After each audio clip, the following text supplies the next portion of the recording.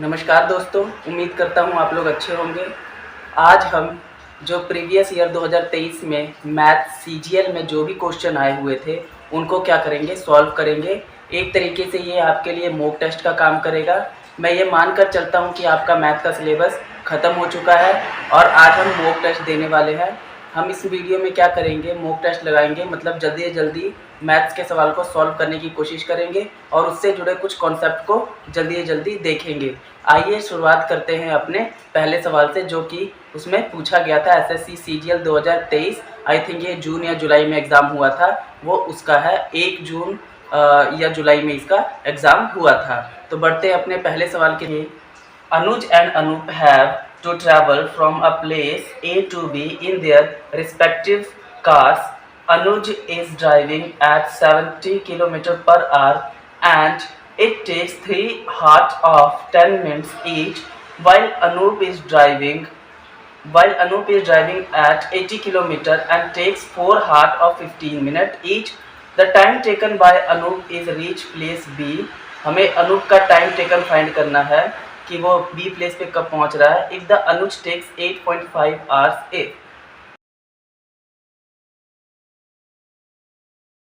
तो यहाँ पर कौन कौन से दो व्यक्ति मिले हैं? पहला व्यक्ति मिला है अनुज और दूसरा व्यक्ति मिला है अनूप। तो अनुज की स्पीड क्या मिली है, यहाँ मैं लिख देता हूँ। अनुज की स्पीड मिली है, अनुज की जो स्पीड हमें मिली हुई है वो कितनी मिली है? 70 kilometre per our. 70 kilometre per our. और सेम अनूप की जो स्पीड मिली हुई है वो कितनी मिली है? वो मिली है 80 किलोमीटर पर आवर। क्या कह रहा है? ये 3 जगहों पर रुकता है, हॉल्ट है तीन जगहों का 10-10 मिनट का। तो टोटल स्टॉप कितना आ रहा है ये? मतलब ये टोटल रेस्ट कितना कर रहा है? टोटल रेस्ट कर रहा है 3 जगहों का 10-10 मिनट का, मतलब 10 गुना 3 इजिकल्स टू कितना हो गया? 30 मिनट का ये टोटल रेस्ट ले रहा है। और अनूप के केस में क्या हो रहा है? ये 15 मिनट के 4 रेस्ट ले रहा है। तो टोटल रेस्ट कितना लेगा ये? 15 मिनट के 4, मतलब 60 मिनट का ये टोटल रेस्ट ले रहा है। अब ये क्या बोल रहा है कि हमें पता करना है कि अनूप बी प्लेस पर कितने समय में पहुंचा। अगर अनुज क्या करता है, 8.5 घंटे लेता है। अनुज क्या कर रहा है? 8.5 घंटा ले रहा है ए से बी तक पहुंचने में। ए से बी तक पहुंचने में अनुज क्या कर रहा है? 8.5 घंटा ले रहा है। ये ले रहा है 8.5 घंटा। हमें पता करना है कि अनुप कितना समय लेगा। तो हम यहाँ लिखते हैं टोटल टाइम कितना ले रहा है। ये टोटल टाइम ले रहा है 8.5 आवर। हमें इसके लिए टाइम पता करना है। टाइम क्या है हमें पता करना है, ठीक है। तो ये हमें मिला हुआ है, हमें समय निकालना है। तो हम क्या करते हैं, यहाँ से हमने देखा कि ये 8.5 घंटे कैसे लगे होंगे इसको। 8.5 घंटे तब लगे होंगे जब इसने 30 मिनट रेस्ट किया होगा। तो इसका ओरिजिनल टाइम क्या होगा? इसका ओरिजिनल टाइम जो रहा होगा वो रहा होगा 8.5 घंटे में से 30 मिनट रेस्ट माइनस कर दो, या मैं इसको 30 मिनट को क्या बोल सकता हूँ? 0.5 आवर, 0.5 घंटे। कैसे? 30 मिनट को घंटे में बदला जब मैंने, तो इसको डिवाइड किया तो 1/2, और मैं 1/2 को लिख सकता हूँ 0.5। तो मैं इस तरह कह सकता हूँ कि इसे 0.5 बोला जा सकता है। तो जो एक्चुअल टाइम लगा होगा उसको कितना लगा होगा? 8 घंटे लगा होगा।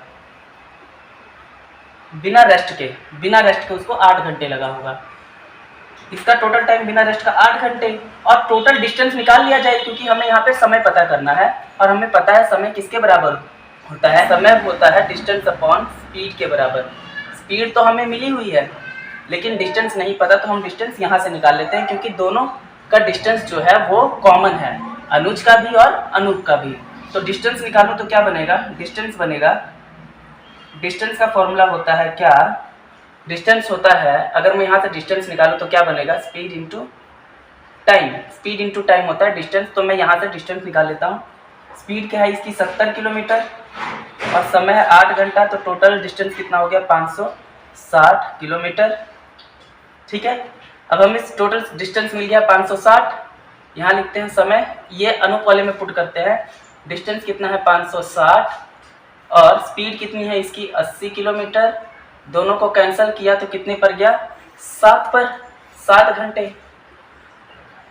पर वो क्या कह रहा है कि अभी ये 60 मिनट का टोटल रेस्ट भी लेगा। तो अभी ये टोटल 60 मिनट का रेस्ट भी लेता है, तो क्या होगा 7 घंटे तो उसको लगे ही लगे, प्लस 60 मिनट का रेस्ट, मतलब 60 मिनट को मैं क्या 1 घंटा लिख सकता हूँ, 60 मिनट का रेस्ट मतलब 1 घंटा, तो ये टोटल हो गया 8 घंटे। मतलब इससे कितना समय लगा होगा टोटल, इसे टोटल लगा होगा 8 घंटे लगे होंगे कहाँ पहुंचने के लिए, इसे 8 घंटे लगे होंगे टोटल पॉइंट बी तक पहुंचने के लिए। किसको, अनूप को लगे होंगे टोटल 8 घंटे। यही हमसे पूछा गया था। तो आई होप आप लोगों को समझ आया होगा। इसे जल्दी से जल्दी आप करने की कोशिश कीजिएगा। मैं आपको समझाना है मुझे आपको, इसलिए मैं इसे धीरे धीरे कर रहा हूँ, वरना इसे जल्दी जल्दी आपको एग्जाम में करना पड़ेगा। आइए बढ़ते हैं अपने अगले सवाल की तरफ। तो इस दूसरे सवाल में क्या बोला है, इसमें हमें एक डायग्राम दी है और बोला है कि जो एंगल है, वो जो ट्राइंगल है क्यू पी एस और जो ट्राइंगल है एस आर क्या, वो दोनों क्या है आपस में सर्वांसम है या कॉन्ग्रुएंट है। हमें फाइंड क्या करना है, हमें फाइंड करना है कि एंगल पी एस आर क्या होगा। तो पहले मैं डायग्राम यहाँ बना लेता हूँ। डायग्राम हमें ये मिली है, ठीक है, ये यहाँ से यहाँ ये 106 डिग्री मिला है और यहाँ पर मिला है 2x + 12 डिग्री। ये कितना मिला है, ये मिला है 52 डिग्री।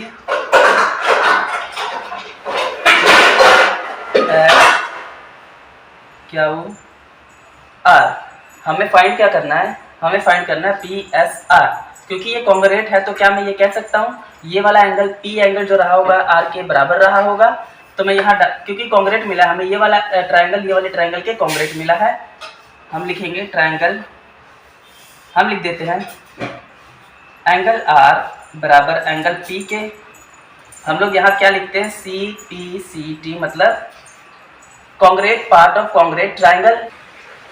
तो अगर ये P जो हमें मिला हुआ है, अगर P 106 डिग्री है, तो क्या मैं ये भी लिख सकता हूँ कि एंगल R जो पूरा रहा होगा वो कितना रहा होगा, 106 डिग्री होगा, 106 डिग्री होगा, ठीक है। क्योंकि P मिला है 106 तो एंगल R भी कितना हो गया, 106 डिग्री। अब हमें क्या करना है, पहले हम ये वाला हिस्सा निकाल लेते हैं। ये वाला हिस्सा निकालने के लिए क्या करना पड़ेगा, इन ट्राइंगल, अगर मैं कौन से ट्राइंगल में आऊँ,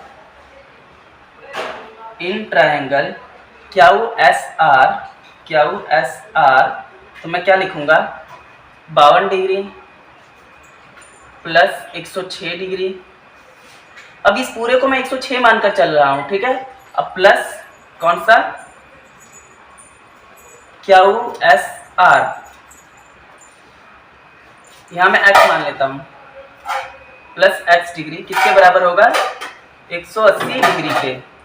तो क्या आ जाएगा हमारा x की वैल्यू, यहाँ से जब इन दोनों को प्लस करेंगे तो क्या होगा, 106 में 52 ऐड कर दीजिए, आ जाएगा 158 डिग्री प्लस x डिग्री बराबर 180 डिग्री। तो यहाँ से x की वैल्यू क्या आ गई, x की वैल्यू आ गई 180 डिग्री माइनस 158 डिग्री, ये आ जाएगा, x आ गया 22 डिग्री।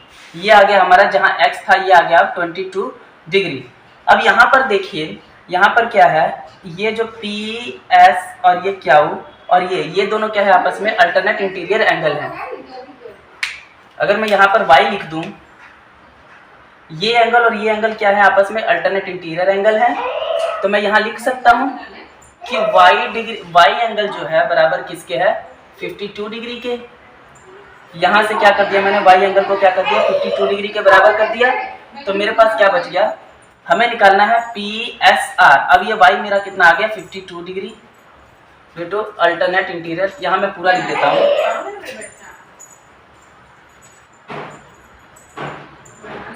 एंगल y, इसको मैंने y माना किसके बराबर, एंगल 52 डिग्री के अल्टरनेट इंटीरियर एंगल, ठीक है। तो y मेरा 52 डिग्री आ गया। अब हमें पता करना है PSR, एंगल PSR ये किसके बराबर है, 52 degree plus 22 degree, 52 degree plus 22 degree किसके बराबर आ जाएगा, 74 डिग्री के। यही अपना उत्तर है। हमसे पूछा गया था PSR, तो PSR की वैल्यू किसके बराबर आ गई? 74 डिग्री के। आई होप आप लोगों को समझ आ गया होगा। हम बढ़ते हैं अपने अगले सवाल की तरफ। अगले सवाल में बोला है इफ सक्सेसिव डिस्काउंट, यहाँ पे 3 सक्सेसिव डिस्काउंट है। पहला है 5% का, दूसरा 10% का और तीसरा P% दिया है और सभी मिलाकर कितने हो रहे हैं? एक सिंगल डिस्काउंट 31.6% का बन रहा है। What is the value of P%? तो क्या बोला है? 3 डिस्काउंट यहाँ पर मिले हैं, 3 डिस्काउंट मिले हैं। पहला जो है वो कितना है? वो है 5%। जो सेकंड है वो मिला है कितना? 10%। और जो थर्ड मिला है वो हमें नहीं बताया गया, वो मिला है P%। और इन तीनों को मिला के सिंगल डिस्काउंट कितना बन रहा है? सिंगल डिस्काउंट इन तीनों को मिला के बन रहा है 31.6%। तो हमें इस P का मान निकालना है कि कैसे आएगा। तो मैं ऐसा करता हूँ कि इसका मान निकालने के लिए मैं क्या करता हूँ, टोटल वैल्यू मान लेता हूँ। टोटल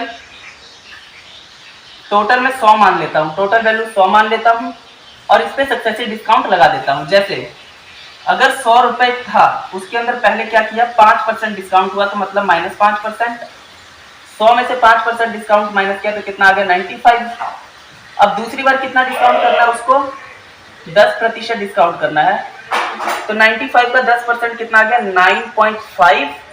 तो इसका जब माइनस करेंगे, 9.5 को जब 95 से माइनस करेंगे तो आ जाएगा 85.5। अब हमें क्या करना है? यहाँ पर P% का डिस्काउंट दिया है और लास्ट में बना कितना है अपना? बच गया है।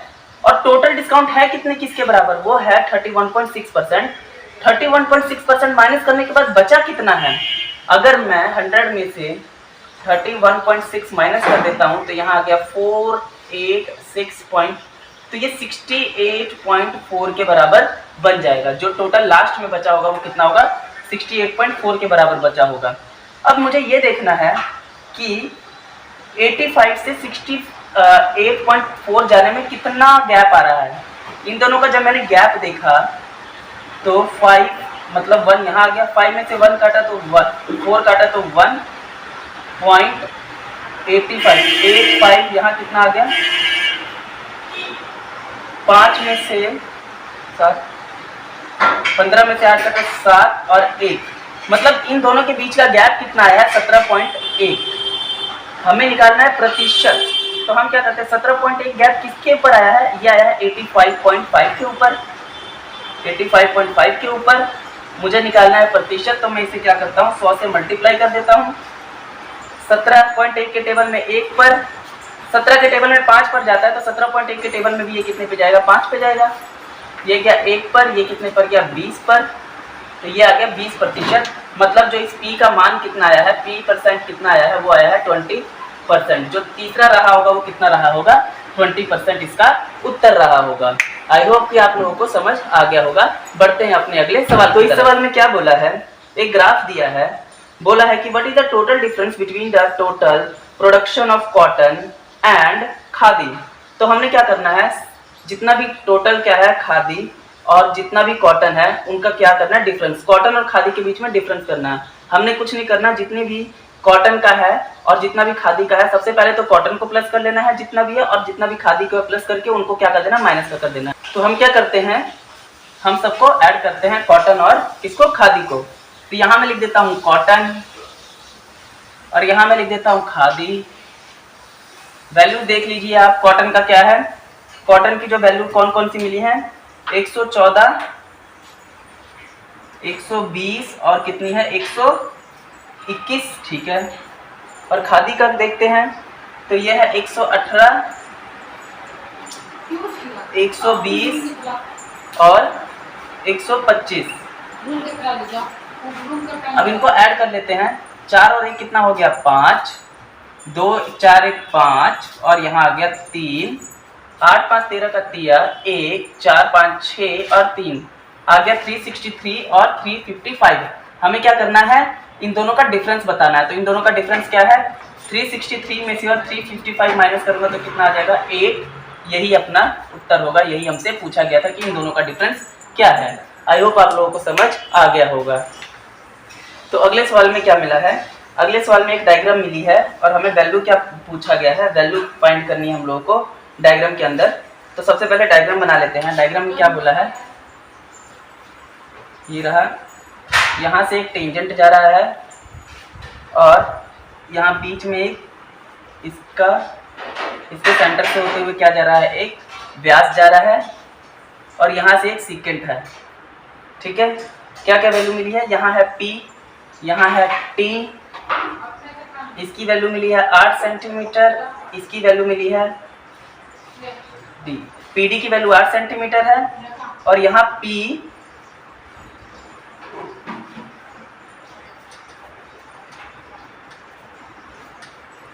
यहाँ है P, यहाँ है T और यहाँ क्या है, यहाँ D और यहाँ क्या है B और यहाँ है A।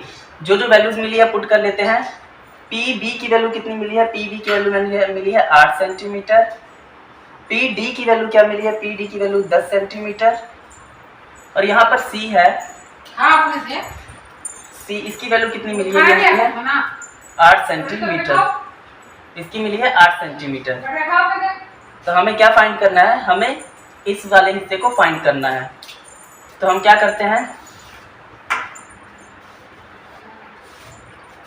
एक सीकेंट है और एक ये बीच में है, हम डायरेक्ट इसको क्या करते हैं, फॉर्मूला यूज कर लेते हैं डायरेक्ट। क्या होता है, 10 गुणा ये वाला 10, या मैं लिख देता हूँ PD into PC is equals to, एक सीकेंट और एक क्या होता है, जब हमारे पास कॉर्ड होती है तो उसके हिसाब से हम क्या फॉर्मूला यूज करते हैं, PD into PC, PD into PC total और साथ में PB into PA, PB into PA।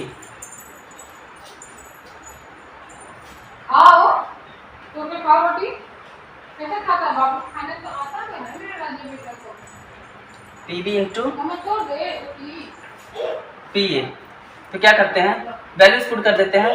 इसकी वैल्यू है 10, इसकी वैल्यू टोटल कितनी आ गई 18 बराबर PB की वैल्यू मिली है 8 और PA की वैल्यू क्या होगी 8 प्लस x।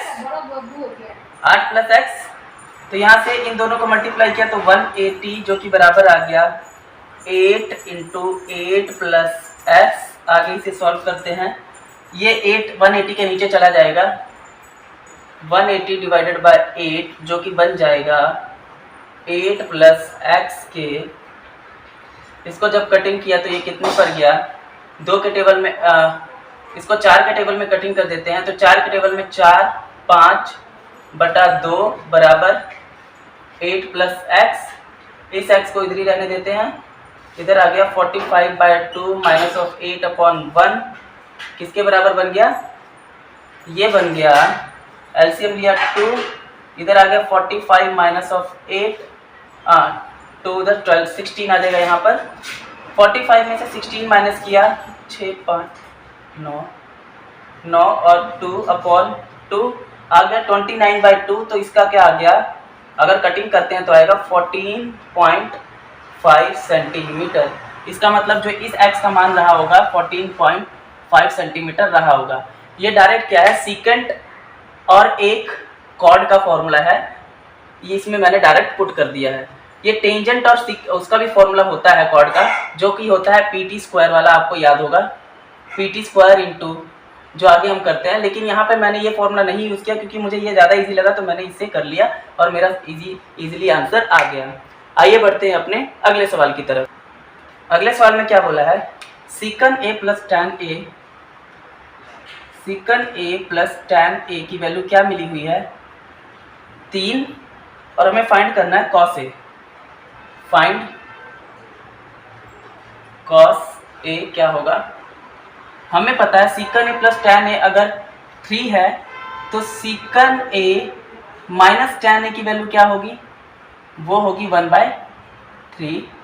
अब इसको कर देते हैं ऐड, तो ये हो गया कैंसल, हमारे पास बच गया 2 सीकन A बराबर 3 प्लस 1/3/1 किसके बराबर बन गया 3 प्लस 9 प्लस 1 इजिकल्स टू 10/3। ये आ गया अपना 2 सीकन ए 2 सीकन ए। तो सीकन ए की वैल्यू क्या आ गई यहाँ पे 10/3 इंटू 1/2। तो सीकन ए की वैल्यू जो निकल के आई है वो निकल के आई है 10/6। और सीकन का उल्टा क्या होता है कॉस। तो कॉस ए हो गया कितना 6/10। कटिंग कर दीजिए अगर होती है तो 3/5। इसका मतलब कॉस ए के लिए इसकी वैल्यू क्या होगी 3/5। आई होप कि आप लोगों को ये समझ आ गया होगा। सीकन प्लस tan ए की वैल्यू 3 मिली थी। हमें पता है कि सीकन जब हम इसका उल्टा करते हैं सीकन माइनस tan निकालते हैं तो वो कितना हो जाता है 1/3 हो जाता है, रिवर्स हो जाता है उसका। तो 2 सीकन, तो यहाँ ये तो हो गया प्लस माइनस कैंसिल, यहाँ बच गया 2 सीकन ए। जब इनका एलसीएम लेके सॉल्व किया तो कितना आ गया 10/3 और ये 2 नीचे जाके मल्टीप्लाई हो गया 6। तो कॉस ए की वैल्यू कितनी आ गई 3/5 आ गई। अगर आपको इसके सारे फॉर्मूले देखने हैं कि ये कब सीकन प्लस tan ए और सीकन माइनस tan ए 1/3 क्यों हो गया या रिवर्सिबल प्रोडक्ट क्यों हो गया, तो मैं इसके लिए आपको अलग से एक वीडियो बना दूंगा। फिलहाल हम क्या करते हैं अपने मॉक टेस्ट पे ध्यान देते हैं। आइए बढ़ते हैं अपने अगले सवाल की तरफ। अगले सवाल में क्या मिला है, हमें मिला है x प्लस वाई। कितना मिला है x प्लस वाई मिला है 7। उसी प्रकार से एक्स वाई की वैल्यू मिली हुई है हमें कितनी 19। हमें निकालना है x² प्लस y² कितना है, हमें फाइंड करना है। हमें यहाँ से देख के पता लग रहा है कौन सा फॉर्मूला यहाँ यूज हुआ है, x प्लस वाई के होल स्क्वायर वाला फॉर्मूला यूज हुआ है। करते हैं तो क्या आएगा x² plus y² plus 2ab। जो वैल्यूज मिली है पुट कर दीजिए। इसकी वैल्यू 7 मिली है तो 7 का स्क्वायर। इसकी वैल्यू हमें निकालनी है, ये एज इट इज रहने दीजिए। एक्स वाई की वैल्यू कितनी है 19, मल्टीप्लाई किया तो 38 प्लस x² प्लस y² बराबर 49। ये 49 इधर 38 क्या हो गया माइनस हो गया इधर आके, और यहाँ x² plus y² as it is. इसको जब माइनस किया तो 1 और 1, मतलब x² प्लस y² की वैल्यू किसके बराबर आ गई 11 के। यही अपना उत्तर था। आई होप कि आप लोगों को समझ आया होगा। ये बहुत ही इजी सवाल था। सिर्फ पैटर्न देखना हमें कि क्या फॉर्मूला पूछा जा रहा है, कौन से फॉर्मूले अप्लाई किया जा सकता है। मैंने देखा x प्लस वाई है, xy है, x² प्लस y² है, तो मेरे माइंड में तुरंत आया कि x प्लस वाई की होल स्क्वायर का फॉर्मूला यहाँ लगा होगा, जो कि होता है x² plus y² plus 2xy। तो उसमें मैंने जब पुट किया तो मुझे ये वैल्यू निकालनी थी, मैंने यहाँ से ये वैल्यू निकाल ली जो कि 11 आई है। आई होप कि आप लोगों को समझ आ गया होगा। बढ़ते हैं अपने अगले सवाल की तरफ। इस सवाल में क्या मिला है, बताइए कि इनमें से कौन सी स्टेटमेंट गलत है, या which one of the not correct in the, किसमें ट्रिग्नोमेट्रिक आइडेंटिटी पूछी हुई है। तो मैं आपको ट्रिग्नोमेट्रिक आइडेंटिटी बता देता हूँ जो इससे रिलेटेड पूछी है। क्या है हमारे पास, जो इससे इस सवाल से रिलेटेड पूछी है वो क्या होती है हमारे पास। पहली होती है sine square theta plus cos square theta, वो होती है 1 के बराबर। इसको हम और किस तरह लिख सकते हैं, या मैं आगे पहले लिख देता हूँ। इसको और किस तरह लिख सकते हैं, इसको लिख सकते हैं sine square theta is equals to 1 minus of cos square theta. और अगर मुझे कॉस निकालना हो तो मैं लिख सकता हूँ cos square theta is equals to 1 minus of sine square theta. ये तो पहली आइडेंटिटी हो गई। दूसरे में क्या होता है secant square theta minus of tan square theta is equals to 1, या तो मैं इसे लिख सकता हूँ secant square theta is equals to 1 plus tan square theta, या मैं इसे लिख सकता हूँ tan square theta is equals to secant square theta minus of 1। ये हो गई दूसरी आइडेंटिटी। अब मैं तीसरी देखता हूँ तो आता है cos स्क्वायर थीटा माइनस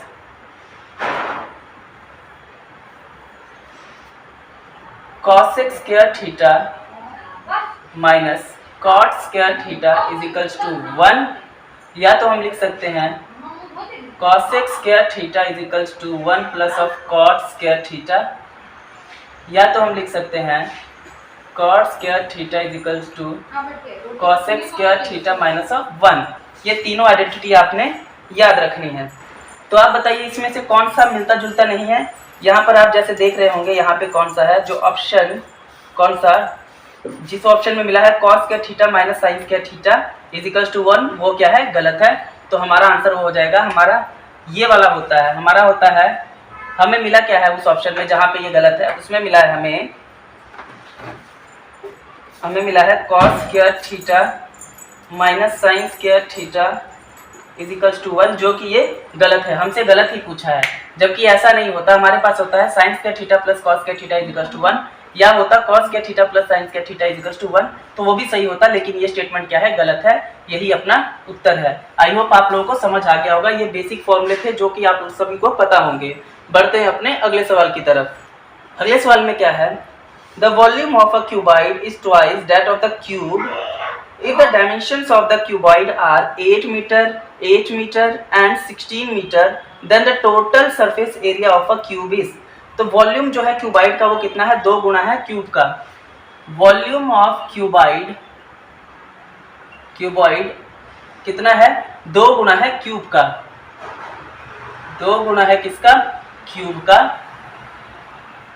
तो मैं यहां लिख सकता हूं वॉल्यूम ऑफ क्यूब जो होगा वो क्या होगा, वॉल्यूम ऑफ क्यूब होगा half of volume of cuboid के। ये 2 को मैं नीचे लेके आता हूं, तो half of volume of cuboid के हाफ के बराबर कौन होगा, volume of cube, volume of cube होगा। हमें क्यूबॉइड की डायमेंशंस क्या मिली हैं, क्यूबॉइड की डायमेंशंस मिली हैं हमें 8 मीटर इंटू 8 मीटर और कितना मिला है, इंटू 16 मीटर, ये डायमेंशंस मिली हैं। सबसे पहले मैं क्या करता हूं, इनका वॉल्यूम निकाल लेता हूं, किसका, क्यूबॉइड का। वॉल्यूम का फॉर्मूला होता है length into breadth into height. तो मैंने क्या कर दिया, इन सबको जब मल्टीप्लाई करूंगा तो 8 गुना 8 कितना होगा, 16, 8 गुना 8 होगा 64। 64 को जब मैं मल्टीप्लाई कर दूंगा 16 से, 64 को जब मैं 64 को 8 से 512, 512 को फिर 8 से मल्टीप्लाई करूंगा, तो यहाँ 8 गुना 8 और 16 को मल्टीप्लाई कर दीजिए, 8 गुना 8 आ गया 64 और 16 को फिर से मल्टीप्लाई कर दीजिए, 64 और 16 24 2 36 2 38 गुना 4 और 6 4 12 का 2 1 10, तो आ गया 1024। 1024 हमें ये तो आया क्यूबॉइड का वॉल्यूम, हमें निकालना है क्यूब का। क्यूब का वॉल्यूम किसके बराबर होगा, क्यूब का वॉल्यूम होगा हाफ ऑफ क्यूबॉइड के, हाफ ऑफ क्यूबॉइड। क्यूबॉइड का वॉल्यूम कितना, 1024, कटिंग कर देते हैं तो ये आ गया 512 सेंटीमीटर क्यूब। अब हमें निकालना है टोटल सरफेस एरिया किसका, क्यूब का। टोटल सरफेस और एरिया ऑफ क्यूब का क्या होता है, total surface of area cube का होता है 6a स्क्वायर, पर हमारे पास तो a है नहीं यहाँ पर, तो सबसे पहले a निकाल लेते हैं। तो ये जो 512 है, 512 सेंटीमीटर क्यूब है, क्या मैं ये मान सकता हूँ अगर मैं वॉल्यूम से कंपेयर करूँ, तो वॉल्यूम ऑफ क्यूब क्या होता है, वॉल्यूम ऑफ क्यूब होता है a क्यूब के बराबर होता है। तो क्या मैं ये कह सकता हूँ कि जो ये a क्यूब मिला है वो 512 के बराबर मिला है, तो ये इस a की वैल्यू किसके बराबर आ जाएगी, रूट क्यूब ऑफ 8। इसका मतलब a की वैल्यू कितनी आ गई, 8 सेंटीमीटर। अब हमें निकालना है टोटल सरफेस एरिया किसके बराबर होता है, वो होता है 6a स्क्वायर, मतलब 8 गुना 8, 8 को 8 से मल्टीप्लाई किया कितना आया 64, 64 को 6 से मल्टीप्लाई अगर मैं कर देता हूं तो कितना आता है, 64 को 6 से मल्टीप्लाई करके देखते हैं, 64 गुना 6 24 2 36 2 38, तो ये आ गया आपका 384 सेंटीमीटर स्क्वायर। ठीक है, ये आ गया आपका उत्तर टोटल सरफेस एरिया का। हमें मिला था वॉल्यूम ऑफ क्यूबॉइड जो है वो 2 गुना है क्यूब के। मैंने क्या किया, ये 2 को इधर ही रखा और इस 2 को इधर नीचे ले आया, तो मतलब क्यूब का जो वॉल्यूम रहा होगा 1/2 क्यूबॉइड के रहा होगा। क्यूबॉइड के डायमेंशन मिले हुए थे सारे, मुझे पता है इनका वॉल्यूम क्या होता है, length into breadth into height.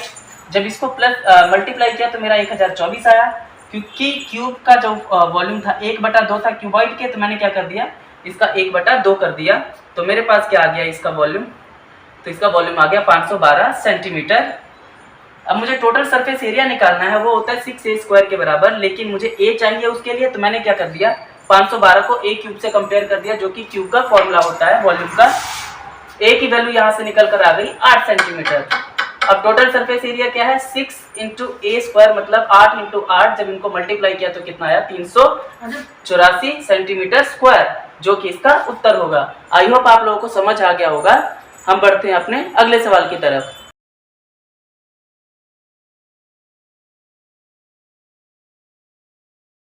अगले सवाल में क्या है, सिंप्लीफाई द एक्सप्रेशन क्या है, a माइनस 2b, फिर मिला हुआ है b माइनस 3a,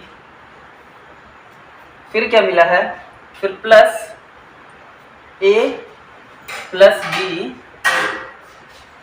फिर मिला है a माइनस 3b, फिर क्या मिला है minus b minus 3a, b minus 3a, और साथ में क्या मिला है 4a minus 5b, 4a minus 5b। आइए इसे सिंप्लीफाई करते हैं।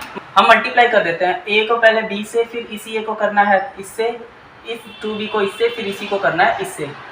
सेम सब में पैटर्न लगेगा। सबसे पहले इसे हम मल्टीप्लाई कर लेते हैं।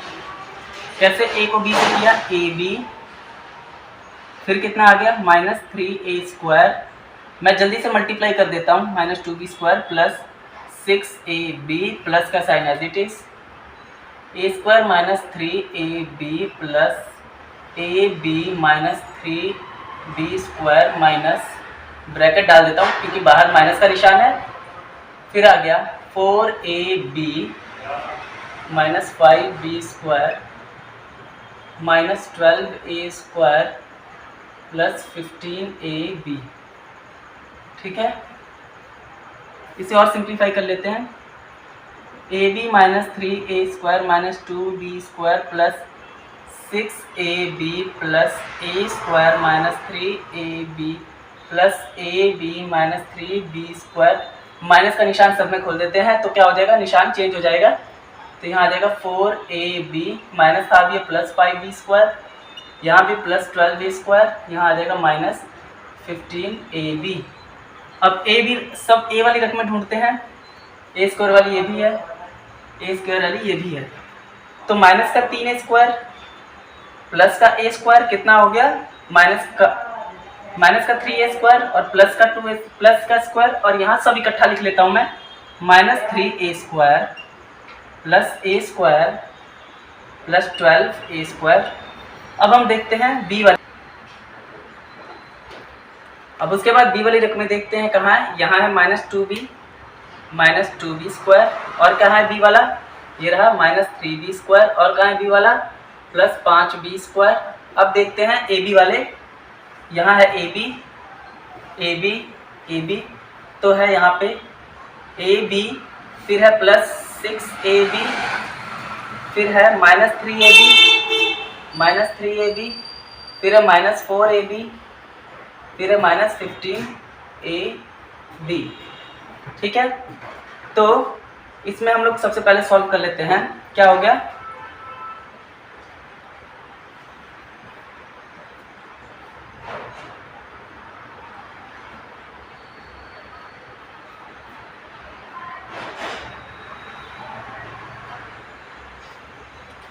तो 12 और 1 कितना हो गया, 13 स्क्वायर, 13 स्क्वायर में से 3 काटा तो कितना आ गया 10a स्क्वायर, माइनस प्लस का 5 माइनस का 5, ये तो कैंसिल ही कर दीजिए, यहाँ लिख देता हूँ माइनस का 5b स्क्वायर प्लस का 5b स्क्वायर बनेगा, तो मैं इन दोनों को कैंसिल करूँगा। ठीक है, जब इनको सॉल्व करें कितना हो गया 7, अच्छा एक नहीं लिख,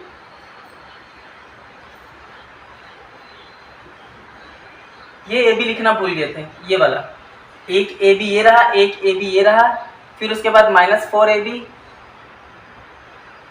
3ab और माइनस 4b। ठीक है, तो कितना आ गया ab 2ab और 6 8ab, 8ab में से माइनस 3 माइनस 4 माइनस 7 और माइनस 12 माइनस 15 कितना हो गया माइनस 22 में से यहाँ लिख देते हैं, यहाँ आ गया 8ab और माइनस 22ab।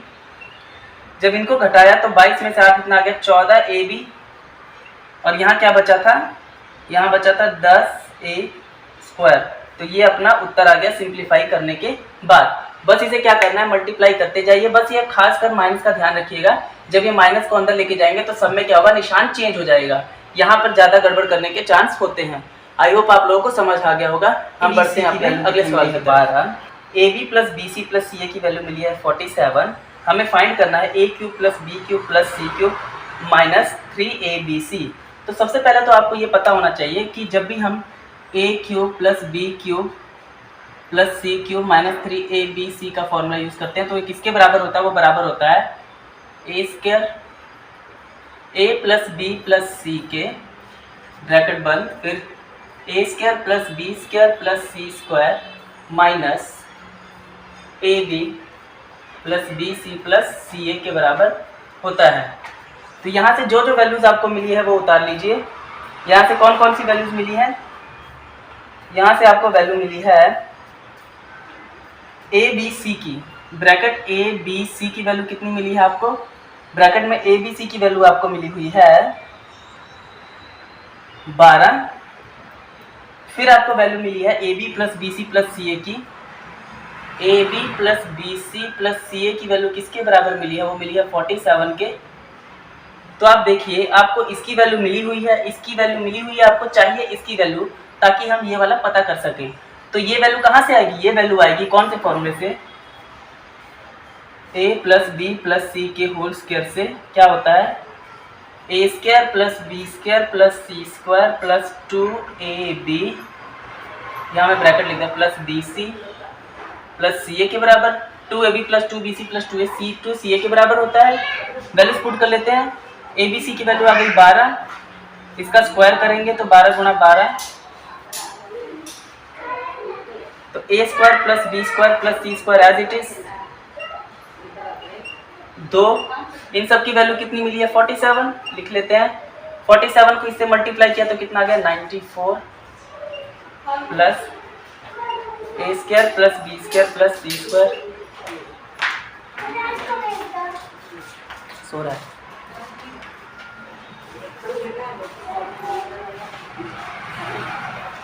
कौन बुलाया है? उसकी मम्मी? सो रहा है अभी। तो 47 को 2 से मल्टीप्लाई किया तो कितना? 94 plus A square plus B square plus C square as it is. 12 को 12 से मल्टीप्लाई करेंगे 144। अब ये 144, ये 94 इधर ले आइए, बराबर A square plus B square plus C square. 144 में से 94 माइनस करेंगे तो 50 is equals to A square plus B square plus C square आ गया। मतलब इसकी वैल्यू कितनी आ गई? 50। कहाँ पे पुट कर देते हैं हम? अब इस वाली इक्वेशन में पुट करना स्टार्ट कर देते हैं। मैं इसे अभी यहाँ पर मिटा लेता हूँ। कितनी है? ए बी सी की वैल्यू हमें कितनी मिली है? ए बी सी की वैल्यू है 12 गुणा इसकी वैल्यू हमने निकाली है 50। इन सब की वैल्यू हमें कितनी मिली हुई है? A B plus B C plus C A की वैल्यू 47। तो कितना आ गया?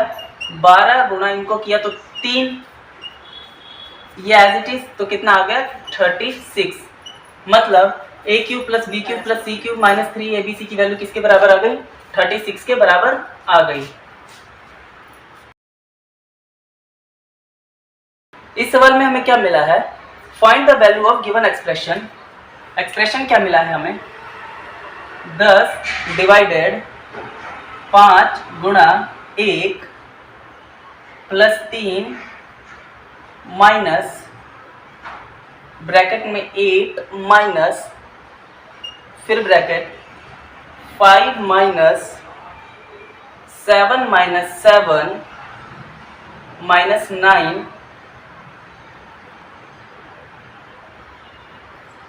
माइनस 9, हमें इसकी वैल्यू फाइंड करनी है।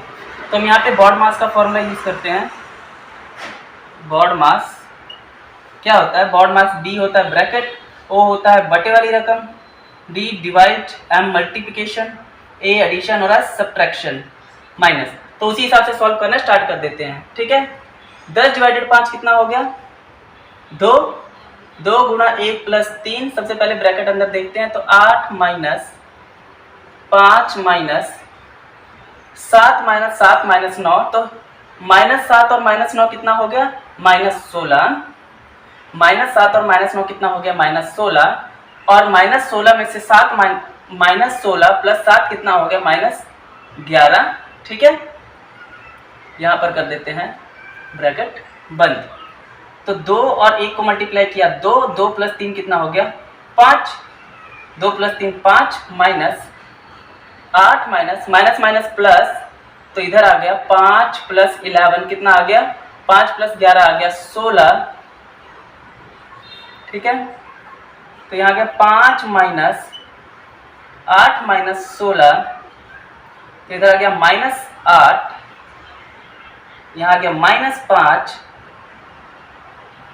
तो माइनस माइनस प्लस, तो 5 प्लस 8 की वैल्यू किसके बराबर आ गई? 13। मतलब इसका वैल्यू कितना रहा होगा? 13, जो कि इसका उत्तर है। सिर्फ इसको फॉलो करते हुए चलना है रूल को, बॉड मास के। बी ब्रैकेट ऑफ क्या होता है? डिवाइड वाली अपॉन वाली रकम ए बी वाली, डी डिवाइड एम मल्टीप्लिकेशन, ए एडिशन और एस सब्ट्रैक्शन। उसके हिसाब से आप सॉल्व करते जाइए, इजीली सॉल्व हो जाएगा। आई होप आप लोगों को समझ आ गया होगा। बढ़ते हैं अपने अगले सवाल की तरफ। तो इस सवाल में क्या मिला है? What is the value of secant square minus cot square? क्या मिला है? Secant square minus cot square, फिर क्या बोला है? 90 माइनस थीटा, 90 माइनस थीटा। तो क्या होता है? यहाँ लिखते हैं secant square theta minus cot 90 minus theta किसके बराबर होता है? कॉट 90 माइनस थीटा होता है tan स्क्वायर थीटा के बराबर। यहाँ लिख दिया। हमें पता है, अभी पहले ही आपको करा के हटा है, सीकंड माइनस tan किसके बराबर होता है? Secant square minus tan square theta is equals to 1, जो कि इसका उत्तर होगा। आप लोगों को समझ आ गया होगा। ये हो क्या था? Secant minus cot square theta 90 minus theta था। कॉट 90 माइनस थीटा होता है tan स्क्वायर थीटा के बराबर, और पूरा secant square minus tan square theta किसके बराबर होता है? 1 के बराबर, जो कि इसका उत्तर है। आइए बढ़ते हैं अपने अगले सवाल। क्या बोला इस सवाल में? If A and B together can do a piece of work in 20 days and A alone can do the same work in 30 days, then in how many days can B alone complete this work? तो क्या कर रहा है? जब A और B दोनों आपस में मिलते हैं तो वो कितने दिनों में इस काम को पूरा कर देते हैं? वो उस काम को पूरा कर देते हैं कितने? 20 दिनों में। ठीक है। जब A अकेला आता है तो उस काम को कितने दिनों में करता है? 30 दिनों में। 30 दिनों में। हमें पता करना है कि B उसी काम को कितने दिनों में करेगा। ठीक है। तो इनका एलसीएम लेंगे तो कितना आ गया? 60। एफिशिएंसी निकालने के लिए 60 को 20 से डिवाइड किया, 3। इसकी एफिशिएंसी 3 आ गई, इसकी एफिशिएंसी 2 आ गई। तो A प्लस बी की एफिशिएंसी अगर 3 है, A की एफिशिएंसी 2 है, तो B की एफिशिएंसी क्या होगी? B की एफिशिएंसी 1 रही होगी। और टोटल काम कितना है? 60। तो समय निकालने का फॉर्मूला क्या होता है? Total efficiency, total work upon efficiency. Work कितना है? टोटल 60। एफिशिएंसी कितनी आई है B की? 1। तो आ गया 60 डेज। मतलब B इसी काम को कितने दिनों में करेगा? 60 दिनों में करेगा। A प्लस बी उस काम को 20 दिनों में कर रहे थे, A उस काम को 30 दिनों में कर रहा था। सबसे पहले निकाल लिया एफिशिएंसी, एलसीएम लेके इनका। तो A प्लस बी की एफिशिएंसी 3 आई, A की एफिशिएंसी 2 आई। तो इसका मतलब B की एफिशिएंसी कितनी रही होगी? 1 रही होगी। तो टाइम किसके बराबर होता है? Total work done upon E efficiency. Total work था 7, B की एफिशिएंसी थी 1, तो वो कितने दिनों में करेगा? 60 दिनों में। आई होप आप लोगों को ये समझ आ गया होगा। हम बढ़ते हैं अपने अगले सवाल की तरफ। अगले सवाल में क्या बोला है?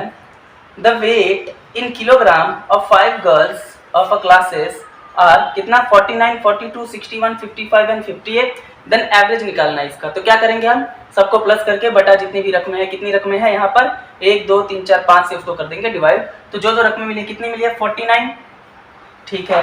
दूसरा क्या है? 42। तीसरा है 61। चौथा क्या है? 55। और पांचवा क्या है? 58। 8 5 13, 13 1 14, 14 9 कितना हो गया? 23, 23 2 25 का 5, आंसर आ गया 2। 10 6 16, 16 4 20, 20 2 22, 22 और कितना हो गया? 4 26, 265। इस 265 को किससे डिवाइड करना है? 5 से, क्योंकि टोटल रकम कितनी है? 5। डिवाइड कर दीजिए। 5 पर गया 25, 1 5 मतलब कितना गया? 3 पर गया 15, मतलब 53 इसका औसत रहा होगा। औसत कितना आएगा इसका? 53 केजी, 53 केजी किलोग्राम इसका औसत रहा होगा। सिंपल औसत निकालना था। औसत का फॉर्मूला आपको पता है, सभी का प्लस बटा जितनी रकमें होती हैं, तो सबको प्लस कर दिया। और जितनी रकमें थी, कितनी? 5 रकमें थी, तो हमारा औसत निकल के आ गया 53 किलो, जो इसका उत्तर होगा। आई होप आप लोगों को समझ आ गया होगा। हम बढ़ते हैं अपने अगले सवाल की तरफ। अगले सवाल में बोला है the monthly income of a person was 12,000 rupees and it's monthly expenditure was rupees 8,000. Next year his income increase by 10% and his expenditure is increase by 8%. Find the percentage increase in his saving. क्या कह रहा है कि एक व्यक्ति है, उसकी income कितनी है? 12,000 रुपये। वो मंथली क्या करता है? 8,000 रुपये क्या करता है? खर्च करता है, और कुछ रुपए जो बचाता है। अगले साल क्या हुआ, अगले साल 10% उसकी क्या हुआ, वेतन में इंक्रीज हुआ, सैलरी में इंक्रीज हुई, और साथ में क्या हुआ, उसका एक्सपेंडिचर भी कितना हुआ, 10% क्या हुआ, इंक्रीज कर गया।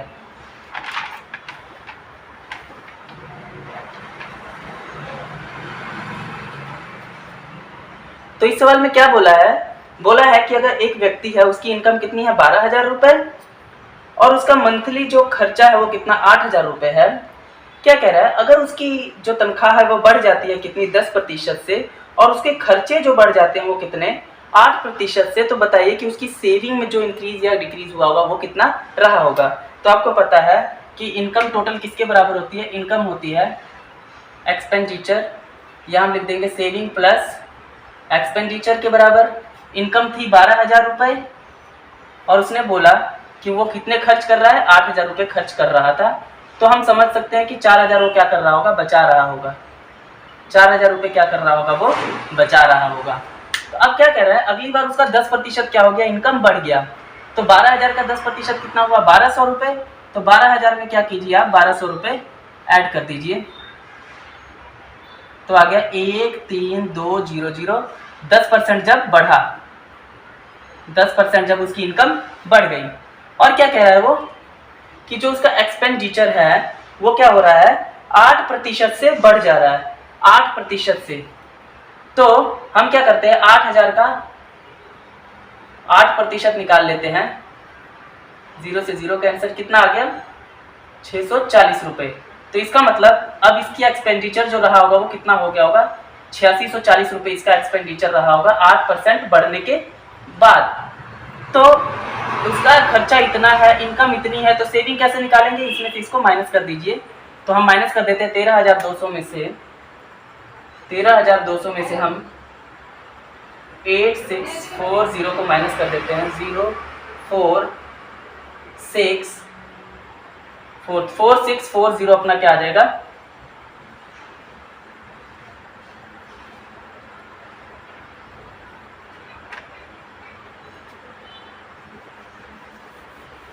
तो हम क्या करते हैं, हमें निकालना है, हमें एक्सपेंडिचर मिला है और टोटल इनकम मिली है। हम सेविंग्स निकाल लेते हैं। कैसे निकालेंगे, इनकम में से हम क्या कर देंगे, एक्सपेंडिचर माइनस कर देंगे। तो इनकम कितनी है, 13,200 रुपये, उसमें से हम क्या करते हैं, 8640 को माइनस कर देते हैं।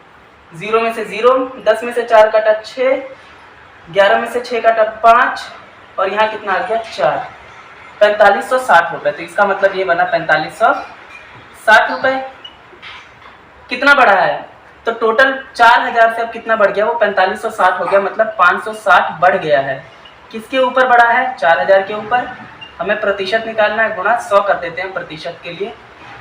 ये 2 0 से ये 0 कटा, ये यहाँ से ये कटा, 56 4 के टेबल पे जब काटेंगे इसको तो 1 पर गया और 4 पर गया, मतलब कितना बढ़ा होगा टोटल, उसका जो सेविंग बढ़ा होगा वो कितना बढ़ा होगा, 14% उसका सेविंग बढ़ा होगा।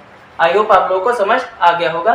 बढ़ते हैं अपने अगले सवाल की तरफ। तो इस सवाल में क्या बोला है, Raghav cover the distance in of 3,300 metre in 45 minute, what is the speed in kilometre per hour. तो हमें पता है स्पीड किसके बराबर होता है, स्पीड होता है डिस्टेंस अपॉन टाइम के। टोटल डिस्टेंस क्या मिला है, 3,300, और टोटल जो समय कितना मिला है, समय मिला है 45 मिनट, 45 मिनट। तो हम क्या करते हैं, किलोमीटर में चेंज करने के लिए मैं क्या करता हूँ, इसको 1000 से डिवाइड कर देता हूँ। ठीक है, इसको 1000 से डिवाइड कर दिया, और 45 मिनट है, अगर 45 मिनट है तो मैं क्या करता हूँ, यहाँ रहा होगा 45, इसको 60 से डिवाइड कर देता हूँ ताकि ये क्या हो जाए, आर में आ जाए। तो ये क्या इक्वेशन बनी, 3300 अपॉन 1000 इंटू 60 अपॉन 45। 15 के टेबल में 3 पर, 15 के टेबल में 4 पर, ये 2 0 से 2 0 कट गई, ये गया 1 पर, ये गया 11 पर, 11 चौक कितना हो गया 44 अपॉन 10, तो कितना आ गया यहाँ पर 4.4 किलोमीटर पर आवर। इसका आंसर आ गया, जो कि इसका उत्तर है। क्या किया, हमें पता है स्पीड किसके बराबर होता है, डिस्टेंस बटा टाइम के। डिस्टेंस इतना मिला है 3300, मीटर में मिला है, किलोमीटर मीटर में मिला है, तो इतना किलोमीटर में चेंज करने के लिए 1000 से डिवाइड कर दिया, बटा टाइम कितना है 45 मिनट, 45 मिनट को 60 से डिवाइड कर दिया, क्यों? क्योंकि इसको आर में चेंज करना है। तो जब ये 60, क्योंकि ये ऊपर चला गया 60 और ये नीचे रह गया 45, जब कैंसिल आउट किया तो हमारे पास बचा 44/10, तो आया 4.4 किलोमीटर पर आवर इसका स्पीड निकल कर आ गया, जो कि किलोमीटर पर आवर में है। इस सवाल में क्या मिला है? Solve the following expression. क्या है? 50 minus 20 plus 30 minus 25 minus 5, 25 minus 5, इसे सॉल्व करते हैं। 50 माइनस 20 प्लस 30 माइनस 25 में से 5 माइनस किया 20, 30 में से 20 माइनस किया 10, प्लस एज इट इज 20 यहाँ पर माइनस 50, 50 माइनस 30 कितना आ गया? 20। इसका उत्तर कितना आ गया? 20, जो कि आंसर है इसका। आई होप आप लोग को ये समझ आ गया होगा। बहुत ही इजी सवाल था, सिर्फ इसे सॉल्व करना था। हम बढ़ते हैं अपने अगले सवाल की तरफ। इस सवाल में क्या बोला है? A sold an article to B at 25% profit and B further sold it at C by the earning a certain profit. If the cost price of C is 30% more than the cost price of A, then find the profit percent earned by B. क्या है? 3 व्यक्ति हैं A, B और C।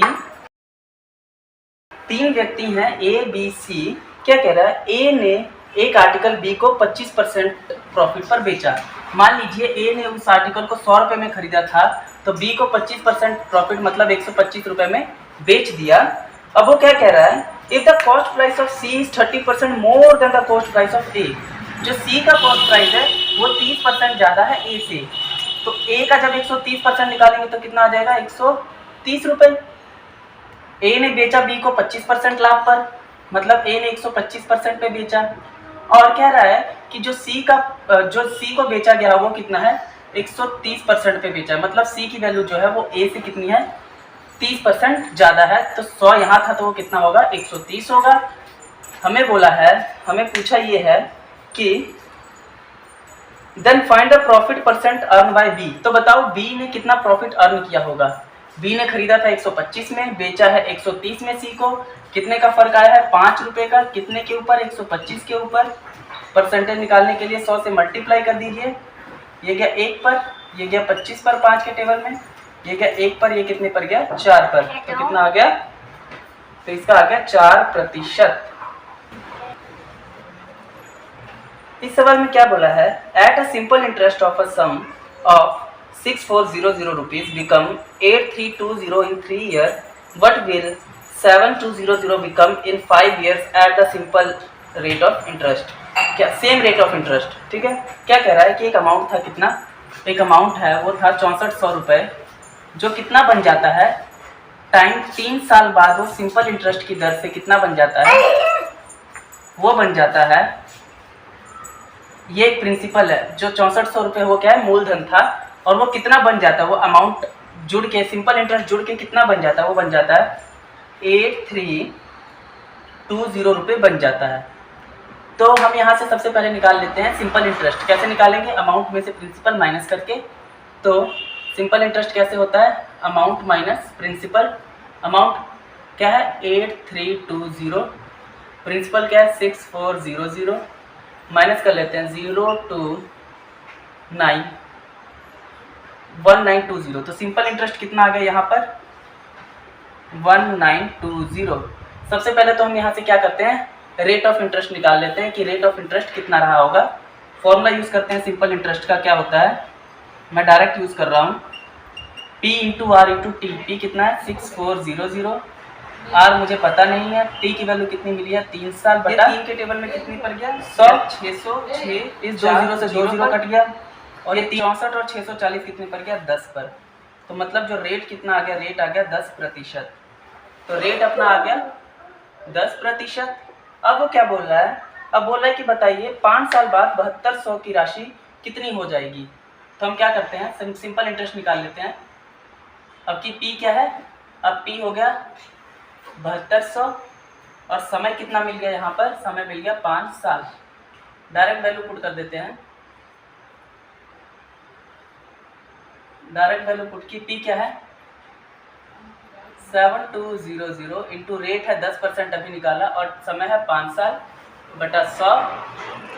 इस 2 zero से 2 zero cut गया तो 72 को 5 से मल्टीप्लाई करके देखते हैं 360 और 0 कितना आ गया 3600 रुपये। इसका कितना आ गया सिंपल इंटरेस्ट। हमें उसने अमाउंट फाइंड करने को बोला तो अमाउंट क्या आएगा principal plus simple interest. Principal क्या है 7200, सिंपल इंटरेस्ट आया है 3600 रुपये। अब इन दोनों को आपस में प्लस कर देते हैं 7200 और 3600 तो क्या आएगा 0 0 8 और 10 तो आ गया ये अमाउंट आ गया 10,800 रुपये, जो कि 5 साल बाद ये अमाउंट बन जाएगा। पहले उसने क्या बोला था एक प्रिंसिपल है कोई, वो कितना बन जाता है 3 साल बाद इतना बन जाता है। तो हमने क्या कर दिया सबसे पहले इसका सिंपल इंटरेस्ट निकाल लिया, फिर सिंपल इंटरेस्ट निकालने के बाद हमें रेट पता करना था तो हमने रेट सिंपल इंटरेस्ट के फॉर्मूले से रेट यहाँ पर निकाल लिया। जब रेट आ गया तो अब प्रिंसिपल हमें 7200 मिला है, समय 5 साल मिला है तो उसका हमने फिर से सिंपल इंटरेस्ट निकाला और फिर अमाउंट निकालने के लिए प्रिंसिपल में क्या कर दिया सिंपल इंटरेस्ट को ऐड कर दिया तो हमारा कितना आ गया 10,800 रुपये। ये इसका उत्तर होगा।